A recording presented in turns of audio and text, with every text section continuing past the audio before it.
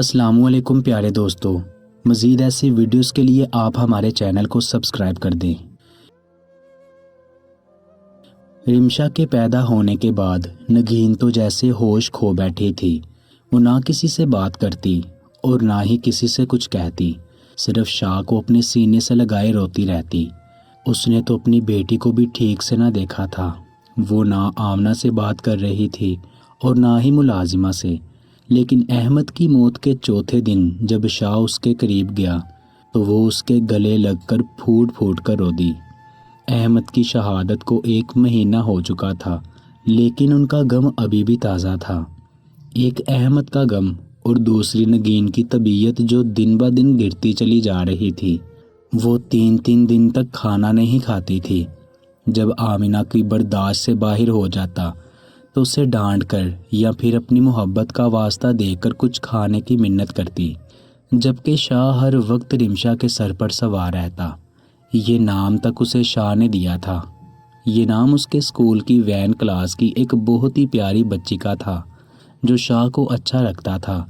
سویہ نام اس نے اپنی پیاری سی گڑیا کو دے دیا۔ وہ اس کا خیال رکھتا، ہمیشہ اسے اٹھائے کبھی ایک طرف کبھی دوسری طرف گھومتا رہتا، اور جب وہ روتی اسے کسی ماں کی طرح اپنے گلے لگائے چپ کر آتا۔ شاہ اور ابان کو ان کی حویلی چھوڑ کر حمزہ ارادیہ کے ساتھ اپنے گھر چلی آئی۔ سفر کی وجہ سے وہ لوگ کافی تھک گئے تھے، جبکہ کھانا وہ شاہ کے گھر کھا کے آئے تھے۔ ارادیہ تو آتے ہی سونے کو لیٹ گئی۔ اس وقت اس کے ذہن میں نگاہ بیگم کا خیال بالکل بھی نہیں تھا۔ رات تقریباً 12:30 بجے اس کا فون بجا۔ ارادیہ تو سو رہی تھی، لیکن حمزہ بھی اپنے آفس کا کچھ کام کر رہا تھا۔ اس کا فون بجتے دیکھ کر اسے تھوڑی حیرانگی ہوئی، کیونکہ ارادیہ کے فون پر سوائے اس کے یہ شاہ کے اور کسی کا فون نہیں آ سکتا تھا کہ یہ انجان نمبر۔ اس نے سوچتے ہوئے فون اٹھا لیا، لیکن 2-4 بار ہیلو ہیلو کرنے کے بعد بھی کوئی جواب نہ آیا تو اس نے فون بند کر دیا۔ ابھی فون رکھے ہوئے تھوڑی ہی دیر ہوئی تھی کہ وہ پھر سے بجنے لگا۔ حمزہ نے فون اٹھایا تو ایک بار پھر سے انجان نمبر تھا۔ ہو سکتا ہے کوئی وہ رونگ نمبر ہو۔ فون کے بجنے پر ارادیہ کی آنکھ کھل چکی تھی۔ کیا ہوا حمزہ؟ کس کا فون آ رہا ہے؟ ارادیہ نے سوئی جاگی کیفیت میں پوچھا۔ پتہ نہیں، شاید کوئی رونگ نمبر ہے۔ اس نے ارادیہ کی طرف فون دیا تو ارادیہ نے فون اٹینڈ کر کے اپنے کان سے لگا لیا۔ ہیلو، گھوم آئی رمشا؟ سفر کیسا رہا تمہارا؟ نگاہ بیگم کی شاطرانہ آواز گونجی، جسے سنتے ہوئے جیسے ارادیہ کے کان بھی سن ہو چکے تھے۔ کوئی بولا؟ حمزہ نے اسے دیکھتے ہوئے پوچھا۔ رونگ نمبر ہے شاید۔ اس نے کپ کپاتے ہاتھوں سے فوراً فون بند کر کے رکھ دیا۔ ارے بند کیوں کر دیا؟ حمزہ نے اسے گھبراتے دیکھ کر پوچھا۔ میں نے سوچا ایسے ہی ساری رات تنگ کرے گا، پتہ نہیں کون ہے۔ ارادیہ نے ماتھے سے پسینہ صاف کرتے ہوئے بہانہ بنایا۔ اچھا ہوا تم نے فون بند کر دیا، کیونکہ اب تمہیں کوئی اور تنگ کرے یا نہ کرے، لیکن میں ضرور کروں گا۔ اس کے قریب آتے ہوئے اسے اپنی باہوں میں لے لیا۔ حمزہ، یہ آپ کیا کر رہے ہیں؟ ارادیہ، آج میں تمہیں بہت تنگ کرنا چاہتا ہوں۔ اسے مزید اپنے قریب کرتے ہوئے وہ اس کے چہرے پر جھکا اور پھر جھکتے جھکتے اسے ساری تلخ یادوں اور ڈر سے باہر نکال لایا۔ اس کی باہوں میں اپنی تھوڑی دیر پہلے کی فون کال کو فراموش کر چکی تھی۔ اسے یقین تھا کہ حمزہ ہر مشکل گھڑی میں اس کا ساتھ دے گا۔ ابان کی آنکھ کھلی تو شاہ اس کے بالکل قریب سو رہا تھا۔ اس کے ماتھے پر بال بکھرے ہوئے تھے، جبکہ گھنی پلکوں سے اس کی پوری آنکھیں چھپی ہوئی تھی۔ اس نے آج تک کسی مرد کی اتنی گھنی پلکیں نہیں دیکھی تھی۔ ذرا ذرا سی داڑھی اسے مزید خوبصورت بنا رہی تھی۔ بے شک اس کا شمار حسین ترین مردوں میں ہوتا ہوگا۔ اس کے چہرے کو دیکھتے دیکھتے ابان کو نہ جانے کتنا وقت ہو چکا تھا، لیکن اس کی آنکھیں اس کے چہرے سے ہٹنے سے انکاری تھی۔ شاہ نیند میں ذرا سا کسمسایا، شاید اس کی نظروں کی تپش سے، اس کے ابلنے سے ابان نے گھبرا کر ادھر ادھر دیکھنا شروع کر دیا، جیسے کوئی چوری کرتے ہوئے پکڑے جانے کا ڈر ہو، جبکہ کمرے میں صرف 0 لائٹ بلب روشن تھا، جس کی روشنی شاید ہی کوئی چوری کرتے ہوئے بھی پکڑا جا سکے۔ لیکن اپنے قریب، بہت قریب شاہ کے چہرے کی سبھی نقش وہ اپنے دل میں بسا رہی تھی۔ اس شخص نے اس کے ساتھ کتنا غلط کیا تھا، اسے اسی سے نظریں ملانے کے قابل نہیں چھوڑا، اس کے باپ کو ذلیل کیا۔ اتنا سب کچھ ہو جانے کے باوجود بھی وہ اس شخص سے نفرت نہیں کر پائی۔ شام کو جلدی سو جانے کی وجہ سے اتنی رات کو اس کی آنکھ کھل گئی۔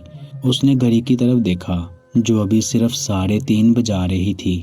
صبح ہونے میں ابھی بہت وقت تھا۔ اس نے دوبارہ سونے کی ناکام کوشش کی، پھر کچھ سوچتے ہوئے آہستہ سے اپنے آپ کو شاہ کی گرفت سے آزاد کیا اور دوپٹہ لے کر کمرے سے باہر نکل آئی۔ اس کا ارادہ حویلی دیکھنا تھا۔ ابھی اس نے پہلی سیڑھی پر ہی قدم رکھا تھا جب باہر کتوں کے تیز بھونکنے کی آوازیں شروع ہو گئی۔ اس کا ننھا سا دل کام کے باہر آنے کو تھا جب اس نے جلدی سے کمرے کی طرف دوڑ لگائی اور کمرے کے اندر جا کر دروازہ لاک کر کے سانس لی۔ وہ جن قدموں سے بیڈ سے اٹھ کر باہر گئی تھی انہی قدموں سے واپس آ کر بیڈ پہ لیٹی اور شاہ کا ہاتھ پکڑ کر ایک بار پھر سے اپنے اوپر رکھ لیا اور پھر اپنے پرانے کام میں مصروف ہو کر شاہ کو دیکھنے لگی۔ اس کمرے میں کتے کے بھونکنے کی بالکل بھی آواز نہیں آ رہی تھی، جبکہ کمرے سے باہر کتے ایسے بھونک رہے تھے جیسے بالکل ساتھ کھڑے ہوں۔ اس نے کتوں سے دھیان ہٹا کر ایک بار پھر سے شاہ کی طرف دیکھا اور پھر دیکھتی ہی رہی۔ آج اس کا ارادہ شاہ کے چہرے کا معائنہ کرنے کا تھا۔ اس نے اس کی مغرور ناک پر اپنی چھوٹی انگلی رکھنی چاہی، پھر ارادہ ترک کر دیا۔ پھر اپنے بالوں سے ایک لٹ نکال کر اس کے چہرے کے قریب لے کے گئی، لیکن وہ سوتا ہوا اتنا پیارا لگ رہا تھا کہ اس کو اس طرح سے تنگ کرنے کو دل ہی نہیں کیا۔ جاگتے ہوئے اتنے خطرناک، سوتے ہوئے بالکل کسی چھوٹے معصوم بچے کی طرح لگتے ہیں۔ ابان اپنی ہی سوچ پر مسکرائی۔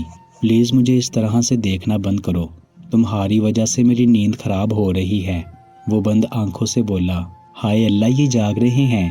اسے جاگتے پا کر ابان گھبرائی اور فوراً کروٹ لے کر آنکھیں زور سے بند کر لی۔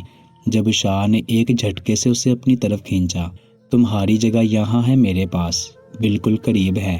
اس کے کان میں سرگوشی کرتے، اس کے بالوں میں منہ چھپاتے، شاہ ایک بار پھر سے نیند کی وادی میں چلا گیا۔ لالا اس وقت ملتان سے کراچی کی ٹرین میں بیٹھا تھا۔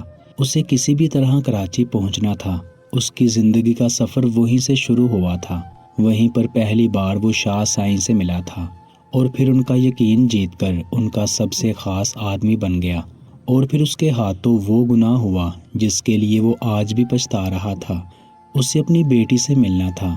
وہ جیل سے نکلتے ہی سب سے پہلے شاہ کے آفس گیا تھا۔